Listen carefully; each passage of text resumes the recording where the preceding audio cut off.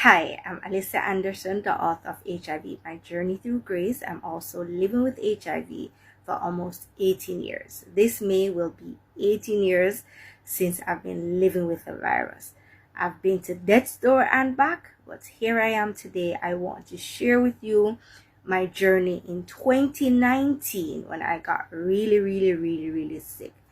Now, I know what it is like on social media, where people can be very negative and nasty. I know what it is like, we feed off of negativity, and sometimes social media can be toxic.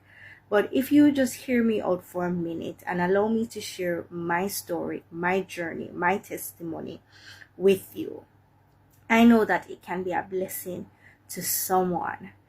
Guys, let me just say this, that this is for 18 and over, because I'm going to speak about some stuff that I know nobody else would speak about, but it is my story, it is my journey, it's my testimony, and I know it can help somebody. Now, in 2019, around July, August, or probably a little bit earlier than that, I realized I started having diarrhea, and it was like on and off, on and off. And sometimes I'd wonder, is it that I am eating something or drinking something that is constantly giving me a diarrhea? So sometimes I want to go on the road and I'm afraid because my stomach would be operating.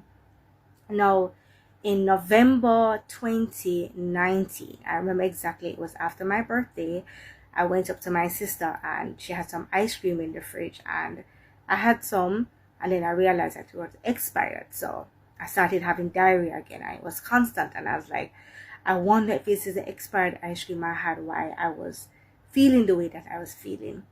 Then I started to realize that my skin started, like, bumps were coming up on my skin, and it was just getting worse, and I couldn't understand.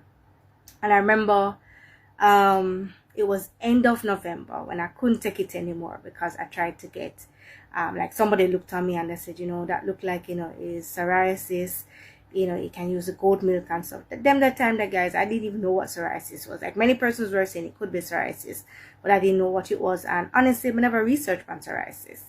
So end of November, when I went to the doctor, because I couldn't take it anymore, after somebody recommended the goat soap, and I tried using it and it didn't do anything.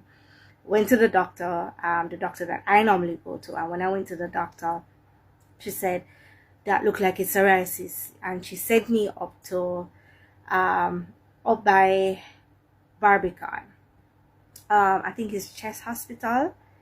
Yes, it's Chest. Right, so she sent me up to Chest to see the dermatologist. When I went, there were a lot of interns, and I honestly didn't really like the way how they kind of dealt with me. But I've always said, if you're in a field and you don't really want to be in it, you're in it for the money, don't go in there. You have to know how to deal with people. But if long and short of the story is that they diagnosed it as psoriasis. Now, psoriasis is a autoimmune disease. It's like eczema. So it affects me from my scalp to my foot bottom. So, like, sometimes there are like over layers of skin, coming out, and so it's like, guys, the pictures is on my FYP, so you can actually see how bad it was. Now, let me just clear this up. Psoriasis has nothing to do with HIV/AIDS. No, it's just an autoimmune disease that affects the skin, and it affected me really bad. Now, how the psoriasis came about was that because with HIV, knowing that the white blood cells are dying, and white blood cells are normally there to help to fight viruses, infections, you name it. So because my body is now immunocompromised, not only for diabetes, but for HIV/AIDS and for psoriasis. So psoriasis, like, it just came out of nowhere. Normally with HIV, it helps to push out other underlying illnesses. So it probably did hide, or me no know, but that's how the psoriasis came about. So it's not linked to HIV, anything at all. And because of the psoriasis, I still have issues. Psoriasis come with a lot of joint pains. So, like, I've been having joint pains from me was a picnic till now, but it's like it has intensified. Like, there are days It's hard to get out of the bed coming in a pain. Sometimes it's hard to walk. Sometimes I have to be walking slow. Sometimes it's just a lot. Now, so I developed psoriasis. With that, I have to be careful what I eat because they're triggers. So like I know now I'm allergic to tomato, I'm allergic to sweet pepper, allergic to beef. Yeah, I can't have beef anymore. Not like I liked beef like that, unless it was like a burger or a patty or a good steak. Yeah, and I wouldn't even have it on a regular basis. But yeah.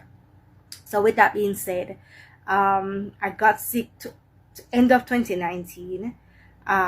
Where I literally stopped eating because I didn't know what was triggers. I started like vomiting and having diarrhea. Like the bathroom became like my bedroom. I had to be constantly in the bathroom and constantly, like, if it's not coming up, it's coming out.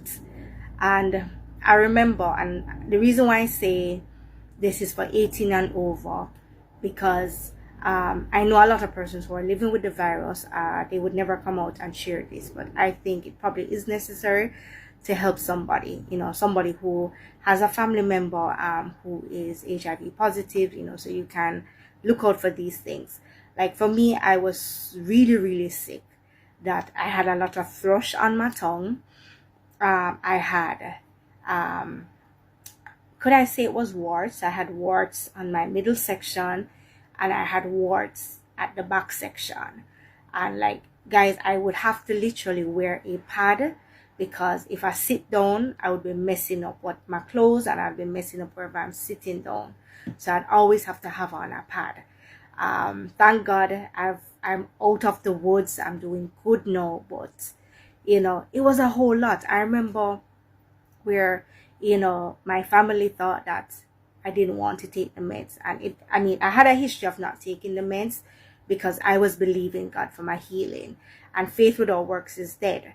Now, the medication makes you undetectable. Undetectable means that you're not able to transfer the virus to your partner. It doesn't mean that you're healed. It doesn't mean that you don't have HIV. It's just that you're not easily being able to transmit the virus to your partner.